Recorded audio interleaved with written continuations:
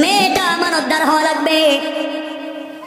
3 নম্বরে বললেন মেয়েটা সচ্চরিত্রবান হওয়া লাগবে। 4 নম্বরে মেয়েটা শিক্ষিতা হওয়া লাগবে। 5 নম্বরে মেয়েটার বংশ ভালো হওয়া লাগবে। 6 নম্বরে মেয়েটা সুন্দরী হওয়া লাগবে। এতগুলা গুণ যেই মেয়ের মধ্যে পাওয়া যাবে এমন একটা মেয়েকে আমি বিয়ে করতে চাই। আমার বন্ধুগণ, সুলাইমান তো বাদশা, সুলাইমান পয়গম্বর, অবশ্যই তিনি যে কোনো মেয়েকে বিয়ে করবেন না। পয়গম্বর সুলাইমান বিয়ে করবেন এই খবর শহর থেকে বন্দর হয়ে গ্রামগঞ্জে খবর পৌঁছে গেল। এমন গ্রামে খবর পৌঁছে গেল যেই গ্রামের মানুষ মাছ ধরে বিক্রি করে অর্থাৎ জেলে, যেই গ্রামের মানুষ সাপ নিয়ে খেলা করে অর্থাৎ বেদে, জেলে পল্লীতে খবর পৌঁছে গেল, বেদে পল্লীতে খবর পৌঁছে গেল আল্লাহর পয়গম্বর সুলাইমান আলাইহিস সালাম বিয়ে করতে চায়। আমার বন্ধুগণ, একজন পয়গম্বর, একজন বাদশা, একজন টাকাওয়ালা, বংশওয়ালা, শিক্ষিত যুবক, কে চায় না তার মেয়েকে বিয়ে দিতে? আর কোন মেয়ে চাইবে না তার কাছে বিয়ে বসতে? গোটা দেশে খবর ছড়িয়ে পড়লো, প্রতিদিন হাজার হাজার মেয়ের পক্ষ থেকে বিয়ের প্রস্তাব আসে। মেয়েরা প্রস্তাব পাঠায়, অভিভাবক প্রস্তাব নিয়ে আসে। সুলাইমান আলাইহিস সালাম কিছু বলেন না।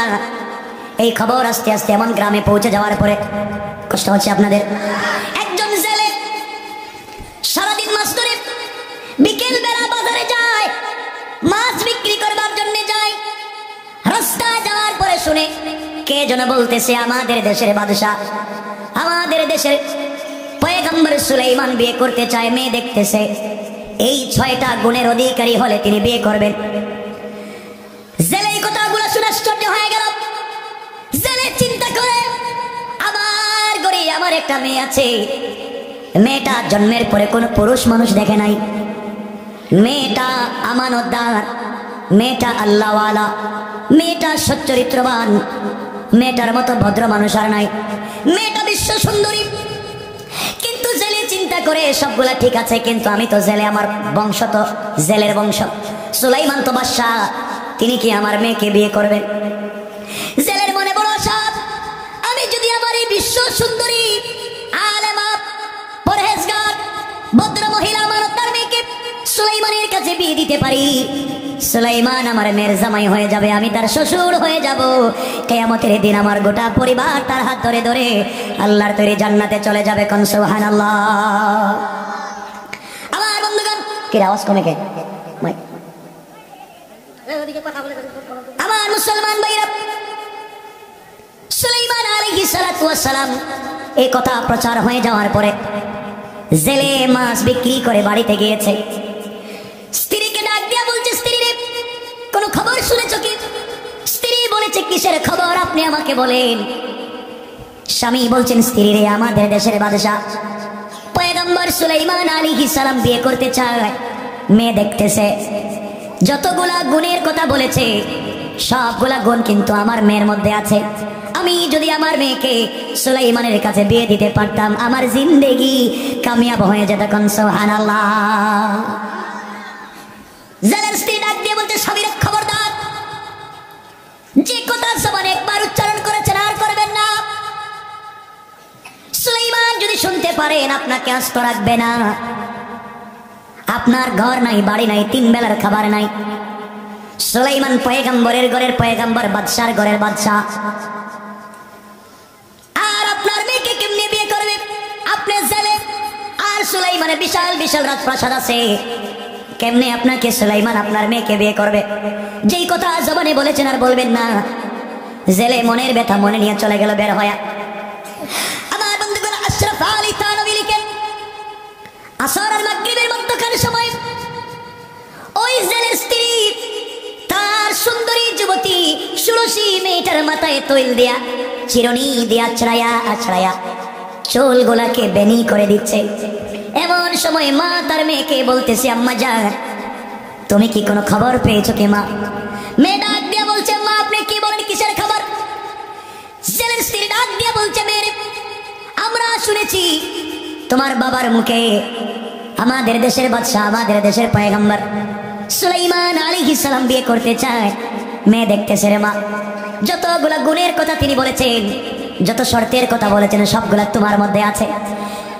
কিন্তু মার গরিব হওয়ার কারণে, জেলের মেয়ে হওয়ার কারণে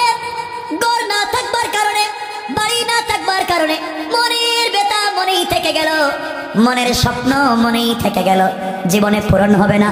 মেয়েরে জবান দিয়ে বলতে পারি না, কিন্তু তোমাকে তো সুন্দর করে সাজালাম, বড় করলাম, মনের মতো তোমাকে সুলাইমানের কাছে উঠাইয়া দিতে পারলাম না। মারে গরিব হওয়ার কারণে সুলাইমান তোমাকে বিয়ে করবে না। মেয়েটা মায়ের দিকে ঘুরে মাকে জড়াইয়া মুস্কি আসে, ডাক দিয়ে বলছে, আম্মা জান, ও মা, আমার বয়স তো কম হয় নাই মা, আজ হোক কাল আপনার আমাকে বিয়ে দিবে। আমার জীবনে সুলাইমানের মতো যুবককে যদি স্বামী হিসাবে পেয়ে যাই মা, আমার নারী জিন্দেগি সার্থক হয়ে যাবে। কান সুবহানাল্লাহ। এই কথা শুনে মা হাত করে দিছে থাপ্পড়। কেমনে এই কথা মুখ দিয়ে বললি? সুলাইমান যদি শুনতে পারে আস্ত রাখবে না, সবাই করে ফেলবে। গরিবের মেয়ে হয়া, বামন হয়া চাঁদে হাত দিতে চাও? গরিবের মেয়ে তুমি কেমনে এত বড় আশা করতে পারো? মেয়েটা চোখের পানি ছেড়ে কান্না করে বলছে, আম্মা জান, যে আল্লাহ আমাকে গরিব বানিয়েছে, ওই আল্লাহ সুলাইমানকে ধনী বানিয়েছে। যে আল্লাহ সুলাইমানকে বাদশা বানিয়েছে, ওই আল্লাহ আমাকে জেলের ঘরে জন্ম দিয়েছে। যে আল্লাহ সুলাইমানকে বিল্ডিং বালাখানায় রাখে, ওই আল্লাহ আমাকে ভাঙ্গা ঘরে রাখে। যে আল্লাহ সুলাইমানকে বড় বংশে পয়গম্বরের ঘরে জন্ম দিয়েছে মা, ওই আল্লাহ আমাকে জেলের ঘরে জন্ম দিয়েছে। আমার আল্লাহ চাইলে তো এই সুলাইমানকে গরিব বানায়া, আমাকে ধনী বানায়া, সুলাইমানকে আমার স্বামী বানায়া দিতে আমার আল্লাহ 1 মিনিটও দেরি হবে না। কোন ঠিক না? পারবে আল্লাহ? কথা বলেন, পারবে? আপনার আওয়াজ কম দিলেই রেখে দিব, দেখবেন। মেয়েটা বলতেছে, আম্মা জান, আপনি আমাকে মারলেন, আল্লাহ তো সব পারে। আল্লাহ কাউকে উল্টা পাল্টা করে থাপ্পড় দিয়া 10 তলার থেকে গাছতলায় নামায় দিতে পারে। কথা বলেন। আর কাউকে কান ধইরা গাছতলার থেকে 10 তলায় উঠায় দিতে পারে। ঠিক কিনা বলেন? মা, তুমি আমাকে মারলা, হ্যাঁ, আমি তো আশা করতেই পারি, আমার স্বাধীনতা আছে। এই কথা বলে মেয়েটা উপর দিকে 2টা হাত উঠায় বলছে, আল্লাহ তাআলা আমার এই নারী জিন্দেগিতে কোনদিন কোন পরপুরুষ আমাকে দেখে নাই, আমানতের খেয়ানত করি নাই, সতীত্ব নষ্ট করি নাই। আল্লাহ গোটা জিন্দেগি যত বয়স হয়েছে তোমার কুদরতের পায়ে সাজদায় পড়ে পড়ে দিন কাটাইয়া দেই। দিনের বেলা রোজা রাখি, রাত্রবেলা তোমার ইবাদত করি। আল্লাহ, আমি জেলের মেয়ে হতে পারি, তোমার কাছে জিন্দেগিতে আমি কিছু চাই নাই। আল্লাহ, আজকে আমি তোমার কাছে একটা জিনিস চাইলাম, সুলাইমানকে আমার স্বামী না বানায়া তুমি আমাকে কবরে দিও না। কোন সুবহানাল্লাহ। জেলের মেয়ে দোয়া করতেছে, গরিবের মেয়ে দোয়া করে কাগজ হাতে নিয়ে, ওই সময় যা লেখার জিনিস ছিল, সুলাইমানের কাছে বিয়ের প্রস্তাব মেয়ে নিজেই পাঠাইয়া দিয়েছে। লিখে দিয়েছে, সুলাইমান তোমার টাকা পয়সা দেখে নয়, তোমার গাড়ি বাড়ি দেখে নয়, তোমার সম্মান আর বংশ দেখে নয়, তুমি পয়গম্বর বাদশা মনে করে তোমাকে বিয়ের প্রস্তাব দেই নাই। তুমি যতগুলা গুণের কথা বলেছো সবগুলা গুণ আমার আছে। আমি জেলের মেয়ে, তোমাকে অনেক মেয়ে পছন্দ করতে পারে, আমি তোমাকে ভালোবেসে ফেলেছি। আমি গরিব বলে আমার প্রস্তাবকে ফিরাইয়া দিয়েন না। গরিব হতে পারি, আপনাকে কোনোদিন কষ্ট দিব না, জিন্দগিতে আপনার হাতে আপনাকে খেতে দিব না। যতদিন বেঁচে থাকবেন আমার হাত দিয়ে আপনাকে খাইয়ে দিব, গোসল করাইয়া দিব। একটাই উদ্দেশ্য, কিয়ামতের দিনে আমি যেন আমার স্বামী পয়গম্বর সুলাইমানের হাত ধরে উঠতে পারি। কোন সুবহানাল্লাহ। মেয়েটার অনেক বড় আশা, করতে পারে না আশা? কিছু কয় না জ্ঞান। আমার বন্ধুদের দিকে 6 মাস হয়ে গেল, সুলাইমানের জন্য মেয়ে দেখা হয় কিন্তু কোনো মেয়ে খুঁজে পাওয়া যায় না। 6 মাস পরে আবার সংসদ অধিবেশন বসেছে। সুলাইমান আলাইহিস সালামের আশেপাশে এমপি মন্ত্রীরা বসা। সুলাইমান আলাইহিস সালাম তাকায়া দেখেন এমপি মন্ত্রী সবার চেহারা কালো। জিজ্ঞাসা করলেন, তোমাদের চেহারা কালো কেন? সবাই বলতেছে, স্যার আপনাকে কি একটা কথা বলা যাবে? হ্যাঁ বলো। সবাই বলতেছে, স্যার আপনি বিয়ে করবেন। প্রতিদিন হাজার হাজার মানুষ মেয়েরা বিয়ের প্রস্তাব দেয়, আপনি বিয়ে করে ফেললেই তো কোনো মেয়ে প্রস্তাব দিত না। ঠিক না? কথা বলেন না কেন? বিয়ে করলেই তো মেয়েরা প্রস্তাব দিত না, আর আজকে বিয়ে করে একটা, প্রেম করে 71টা। কথা বলেন না কেন? কি ডিজিটাল! আমার বন্ধুগণ, সুলাইমান বলছেন, আসল কারণ বলো, তোমাদের চেহারা কালো কেন? সবাই বলতেছে স্যার বইলা দেবো, হ্যাঁ বলো। তো স্যার এই যে পাশের গ্রাম দেখতেছেন, এই শহরের পরে এই গ্রামে গিয়ে একটা জেলের গ্রাম আছে। এই জেলের গ্রামের এক জেলে ঘর নাই, বাড়ি নাই, 3 বেলার খাবার নাই, কিচ্ছু নাই, বাচ্চারা বিক্রি করে খায়। এই মেয়েটা আজকে আপনার কাছে বিয়ের প্রস্তাব পাঠাইছে আর লিখছে আপনার টাকা পয়সা তোয়াক্কা করে না, আপনারা তার পছন্দ হয়েছে। আরো জোরে কান। জেলের মেয়ে ঘর নাই, বাড়ি নাই, হেও আপনারা বিয়ের প্রস্তাব দে। জেলের মেয়ে প্রস্তাব দে, রিক্সাওয়ালার মেয়ে, ভ্যানওয়ালার মেয়ে, সুইপারের মেয়ে, যে সুযোগ পায় প্রস্তাব দিয়ে ফেলে। আপনি একটা বিয়ে করলেই তো হতো। সুলাইমান কোন, হ্যাঁ এটা কোন কথা হইল? জেলের মেয়ে, ঘর নাই, বাড়ি নাই, 3 বেলার খাবার নাই, আমি বাদশা, আমি পয়গম্বর, আমার কাছে বিয়ের প্রস্তাব দিয়েছে, সাহস তো কম না? এই কথা বলছেন, আর কিছু বলেন নাই।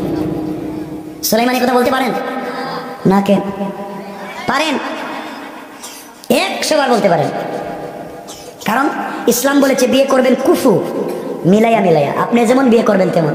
আপনি ইমাম সাহেব মানুষ, কারণ আপনি বিয়ে করবেন আপনার মতো একজনকে। এমন একটা মেয়েরে বিয়ে করলেন ও স্যান্ডু গেঞ্জি 3/4 প্যান্ট পরে, তো আপনাকে তো সারাদিন ঘুরে রাস্তায় মারাইব, ঠিক কিনা বলেন? তো আপনি যেমন বিয়ে করবেন তেমন, তাইলেই শান্তি পাইবেন। কথা বল না কেন? এজন্য ইসলাম বলেছে বিয়ে করবেন মিলাইয়া মিলাইয়া, যে যার ক্লাস মিলাইয়া বিয়ে করবেন, নাইলে ঝামেলা আছে, না সারা জীবন বোর কথা শোনা লাগবে। ঠিক নি? এই বিপদে কেউ আসেননি? বোর কথা শুনেন না? এখন তো কেউ শুনে না, এখন সব ভদ্র। শোনেন, সুলাইমান এই কথা বলছেন তার কোয়ালিটি হিসাবে, তিনি পয়গম্বর, তিনি বাদশা, এই কথা বলতে। কারণ তিনি তার মতো একটা জায়গায় বিয়ে করবেন, তিনি তার মতো এক পরিবারে বিয়ে করবেন, ঠিক কিনা বলেন? আচ্ছা, আমাদের দেশে সুইপার আছে না? আমাদের দেশের প্রাইম মিনিস্টার যদি ওনার একটা মেয়ে থাকতো, উনি যদি ঘোষণা করতো আমার মেয়েকে বিয়ে দিতে চাই, আর বাংলাদেশের সুইপাররা যদি দাঁড়ায় স্যার আমরা রাজি আছি, আচ্ছা কোন তো এদের সামলা কি থাকবো? তো কই কি আমি কি আর হেরা কি? কারণ মিলাইয়া মিলাইয়া বিয়ে করতে হবে। কথা বলেন না কেন? এজন্য পয়গম্বর সুলাইমান তার ক্লাস অনুযায়ী এই কথা বলতে পারেন, বলতে। কিন্তু আল্লাহ বলছেন পয়গম্বর তোমাকে টাকা দিছি, পয়গম্বর বানাইছি, বাদশা বানাইছি আমি। পয়গম্বর সুলভ কথা হয় নাই, আমার পছন্দ হলো না, কিন্তু আমি দেখবো তুমি অহংকার করছো কিনা, এখন আমি পরীক্ষা করব। কারণ এই কথা মেয়েটাকে ছোট মনে করেছো, নিজেকে বড় মনে করেছো, আমি এখন পরীক্ষা করব। পরীক্ষা করবেন কে? কে? তো বিপদ আছে না নাই? আল্লাহর পরীক্ষা শুরু হয়ে গেল। মানে সংক্ষেপ করে করে বলতেছি, কারণ 11:15 ভাই কতক্ষণ কব? হ্যাঁ বলেন। 12টা তাহলে একটা কেন কোনো ফজরের আজান পর্যন্ত শুনেন, তারপরে ঠান্ডা যাবে পরে। বসেন, হ্যাঁ সংক্ষেপ করে করে বলে দিন। পুরা তাফসীর কই শুনেন, এরা গো সালাক দেখতেছি। শুনেন, পরীক্ষা করবেন কে? এজন্য আমার আল্লাহ বলেছেন ওয়া ইবাদুর রাহমানিল্লাযীনা ইয়ামশুনা আলাল আরদি হাওনা। আল্লাহ রাব্বুল ইজ্জত ওয়াল জালাল বললেন আমি আল্লাহর গোলাম যারা দুনিয়ার জমিনে দাবি করবে, আমি আল্লাহর গোলামের 1 নাম্বার গুণ হলো আমার গোলাম যারা দুনিয়ার জমিনে হবে, আমার গোলাম দুনিয়ার জমিনে কোনোদিন অহংকার করতে পারে না। কে বলছেন? সবাই বলে আল্লাহ। এখন পরীক্ষা কার উপরে চলতেছে? সুলাইমানের পরীক্ষা শুরু হয়ে গেছে। আমার বন্ধুগণ, সুলাইমান আলাইহিস সালাতু ওয়াস সালামের উপরে পরীক্ষা শুরু হয়ে গেল। আল্লাহর পয়গম্বরকে আল্লাহ রাব্বুল ইজ্জত ওয়াল জালাল সকল নবীদেরকে আল্লাহ এক একটা মুজিজা দিয়েছেন। পয়গম্বর দাউদ আলাইহিস সালামকে আল্লাহ মুজিজা দিলেন হাতের মধ্যে লোহা নিয়ে। লোহা যদি মুষ্টিবদ্ধ করে, লোহা গলে মোমের মতো মাটিতে পড়ে যায়। মুসা আলাইহিস সালামকে আল্লাহ মুজিজা দিলেন হাতের লাঠি। লাঠি হাতে নিলে লাঠি হয়ে যায়, মাটিতে ফেলে দিলে সাপ হয়ে যায়। ডান হাত বগলে ঢুকাইয়া যদি বের করে, ডান হাত সাদা হয়ে 10 ব্যাটারি লাইটের মতো আলোকিত হয়ে যায়। কোন সুবহানাল্লাহ। ঈসা আলাইহিস সালামকে আল্লাহ মুজিজা দিলেন।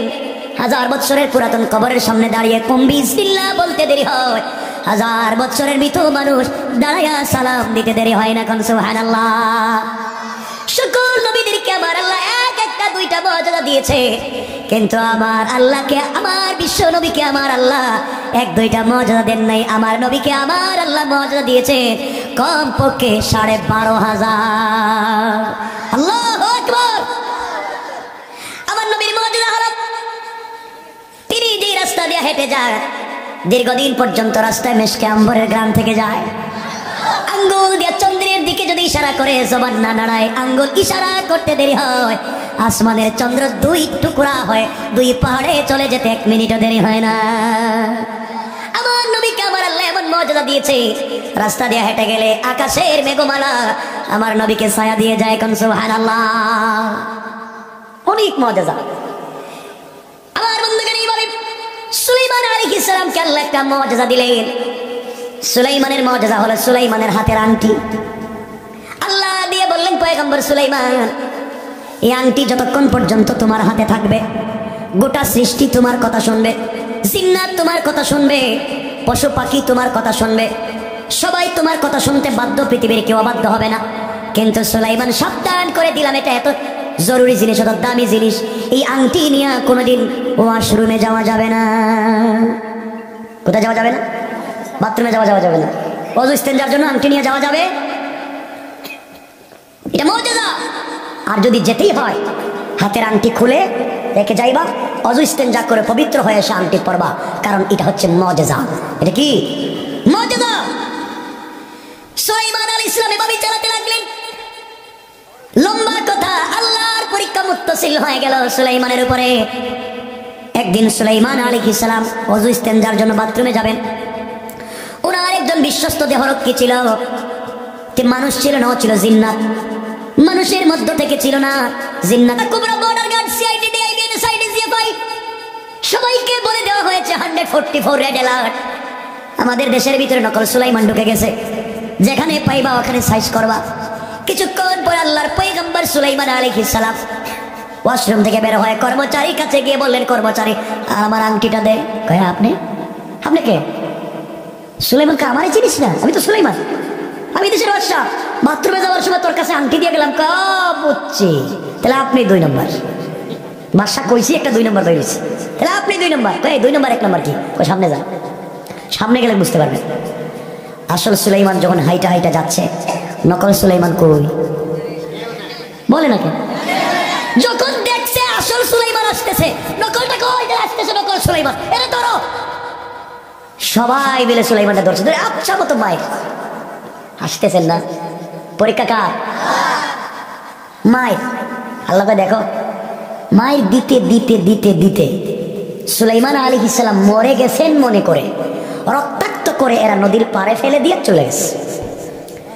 নকল সুলাইমান কয় খুব শান্তি পাইলাম, এখন দেশটা একা একা চালাইতে পারবো। সুলাইমান শেষ। বাঁচাইতে পারেন কে? কে পারেন? আল্লাহ। আমার বন্ধুগণ, গভীর মনোযোগ। সুলাইমান এখন নদীর পাড়ে রক্ত ঝরতেছে। সন্ধ্যার সময় একজন ছেলে সারাদিন মাছ ধরে বিকেল বেলা বাজারে মাছ বিক্রি করার জন্য যায়। নদীর পাড়ে গিয়ে দেখে সুন্দর চেহারা, যার চেহারা থেকে নূর চমকায়। আরে পয়গম্বর আবার বাদশার চেহারাটা কেমন চিন্তা করে, যেন তার চেহারা থেকে চন্দ্র সূর্যের আলো বের হয়। এমন একটা ছেলেকে কে বা কারা মেরে রাস্তায় ফেলে দিয়ে গিয়েছে।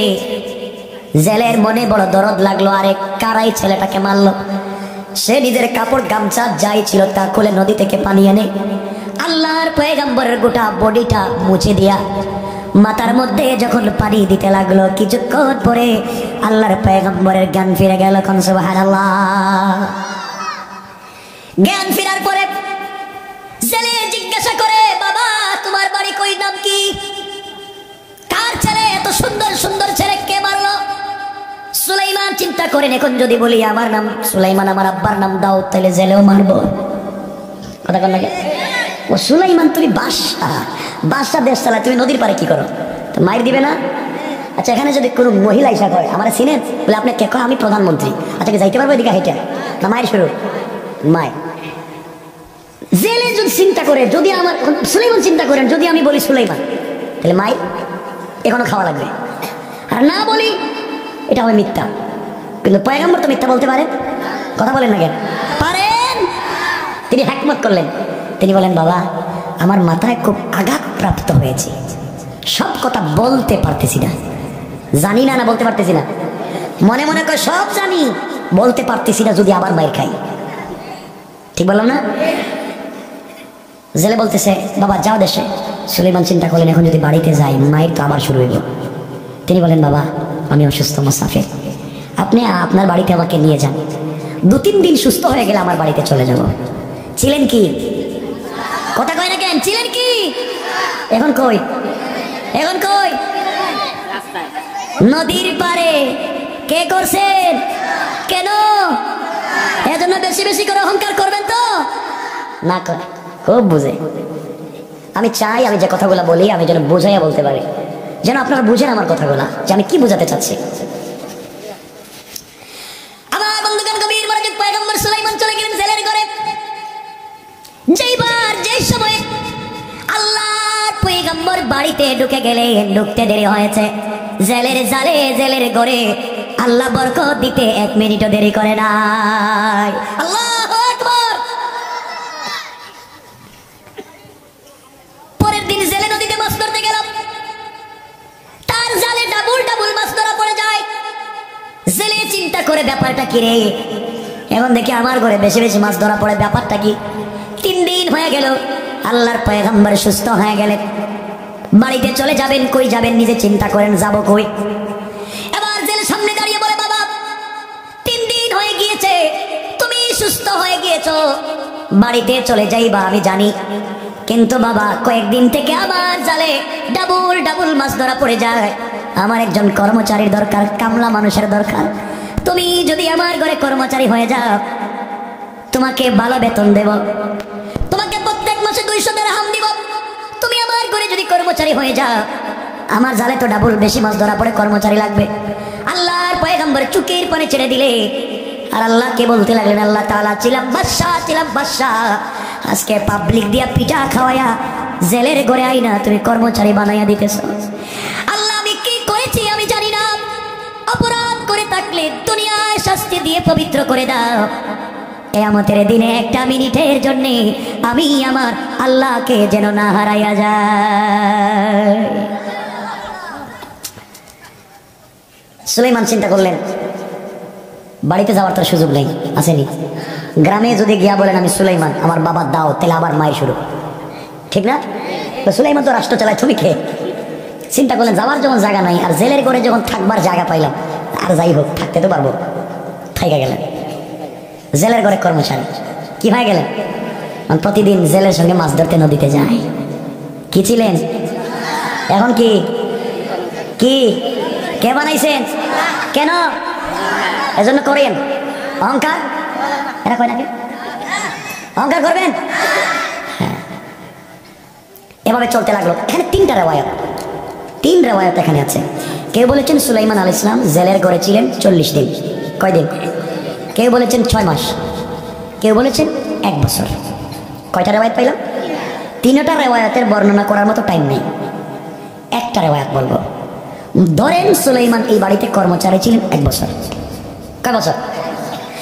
আমার মুসলমান বন্ধুগণ গভীর মনোযোগ, 1 বছর কমপ্লিট শেষ হয়ে গেল। এবার জেলে চিন্তা করে একটা ছেলে আমার ঘরে 1 বছর কর্মচারী ছিল, এর মতো আমানতদার ভদ্র ছেলে তো পৃথিবীতে আর দেখি নাই। এত ভালো ছেলে, এত ভালো ছেলে তো পৃথিবীতে হয় না। ছেলেটা তো এখন চলে যাবে, 1 বছর হয়েছে।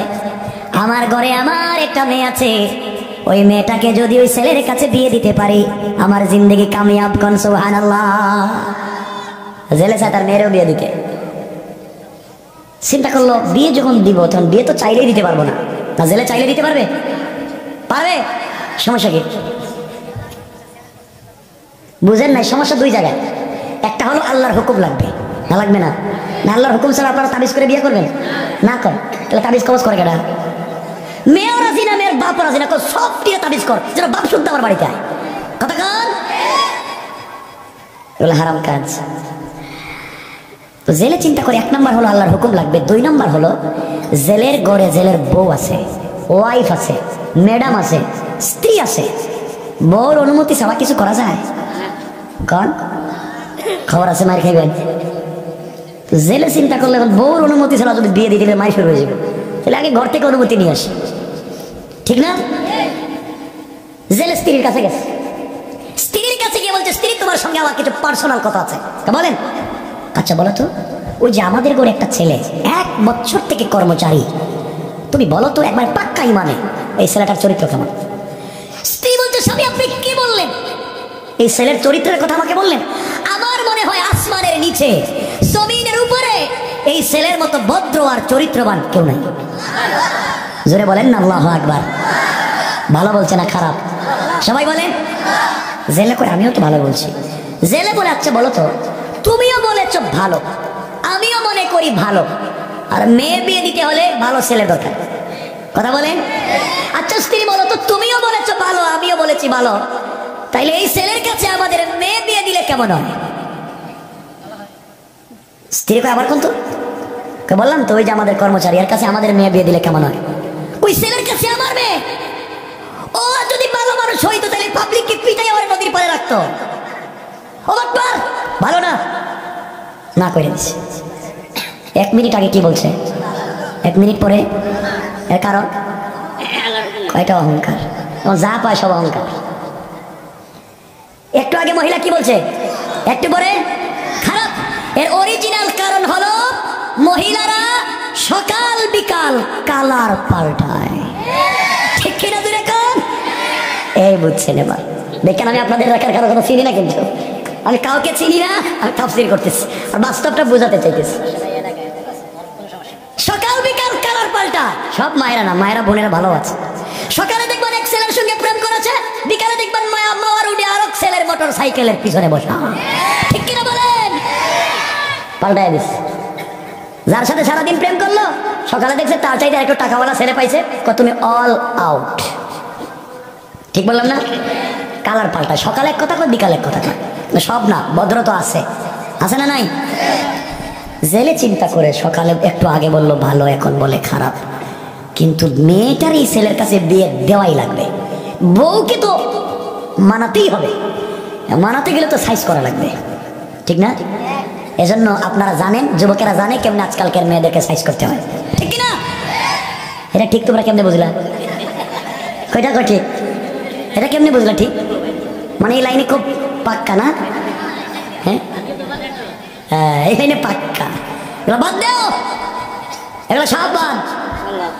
তোমরা তো মাইরা পিটাইয়া সাইজ করো, দেখো কেমনে সাইজ করে। জেলে গেছে বাজারে, এই সাইডে কোনো বাজারে না আছে? আলমপুর, হাসারা। স্বামী গেছে হাসারা বাজার, বললাম কি একটা নাম। চিন্তা করছে বউরে তো ঠিক করা লাগবে। বাজারে গিয়ে সুন্দর একটা শাড়ি কিনছে, 1 কেজি মিষ্টি কিনছে, 2টা খিলি পান কিনছে। খিলি পান ছিল মিষ্টি পান পকেটে নিচ্ছে। বাসায় এসে বলছে, স্ত্রী এদিকে আসো, আমার কাছাকাছি বসো। বসছে, কয় এই কার্টনটা খুলো না। স্ত্রী কার্টন খুলছে, কোনো দিকে যে সুন্দর শাড়ি। স্বামী এটা কি? তোমার জন্য আনছি গিফট। মনে থাকে না তো, খুব চয়েস করে একটা শাড়ি নিয়ে আসছি ইসলামপুর থেকে, পরো। স্ত্রী কয় বুঝলাম না রে, ঘরে এসে শুধু মাইর দেয়, আর আজকে তুমি শাড়ি আনছে, নিয়ত কি বুঝতেছি না। কিছুক্ষণ পরে স্ত্রী শাড়ি পরছে। শাড়ি পরার পরে স্বামী বলছে, স্ত্রী মাশাআল্লাহ, তোমাকে আজকে দেখা মনে হচ্ছে বয়স 20 বছর কমে গেছে গা, খুব সুন্দর লাগতেছে। স্বামী বলছে, স্ত্রী এদিকে আসো। কাছাকাছি আসছে, একটা মিষ্টি খাও। এই কথা বলে নিজের হাতে স্ত্রীর একটা মিষ্টি খাওয়াইছে।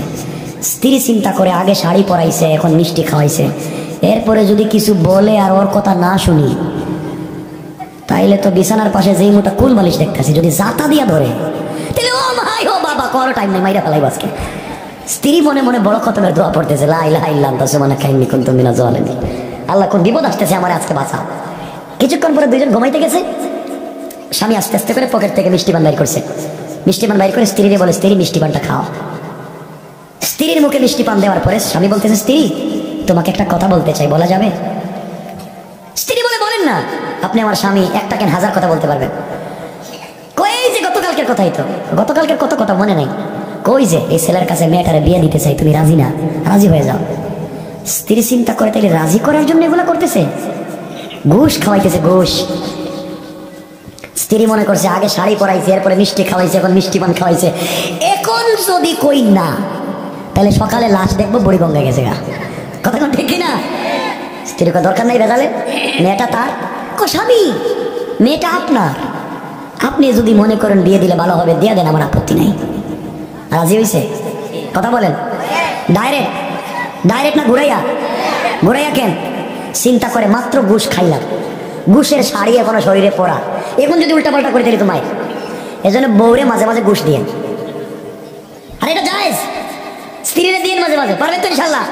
আপনারা তো গিফট বউরে দেননি।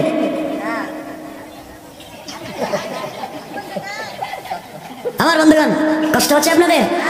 স্ত্রী রাজি, স্বামী বলে স্ত্রী তুমিও রাজি আমিও রাজি, চলো বিয়া পড়ায় দেই। আমার মুসলমান বন্ধুগণ গভীর মনোযোগ।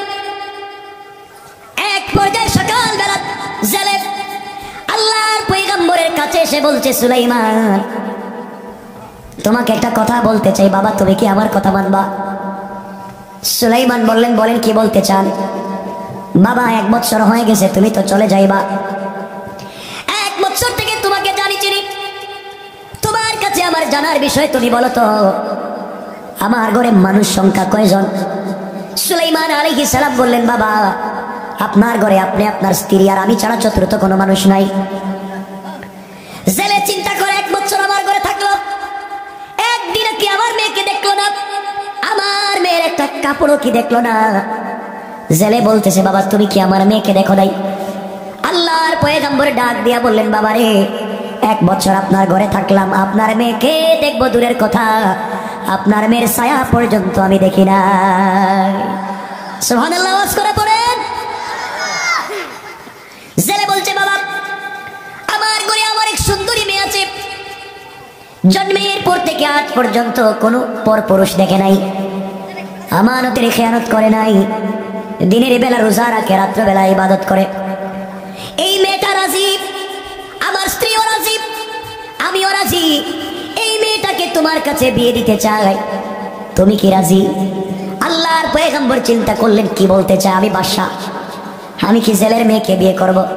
আবার চিন্তা করলেন, সমাজ যেইভাবে চলতেছে বের হওয়ার তো সুযোগ নাই, পরিচয় দেওয়ার সুযোগ নাই, কোনো গ্রামে গিয়ে যদি বলে আমি বিয়ে করতে চাই, আমার নাম সুলাইমান, আমার আব্বার নাম দাউদ, তাহলে বিয়ে বাদ দিয়ে মায়ের শুরু করবে। কথা কন। তিনি চিন্তা করলেন, বিয়ে তো জিন্দগিতেই করতে পারবো না, জেলে যেহেতু বলতেছে তার মেয়েটা ভদ্র আমানতদার সুন্দরী, তাহলে দেরি করে লাভ কি?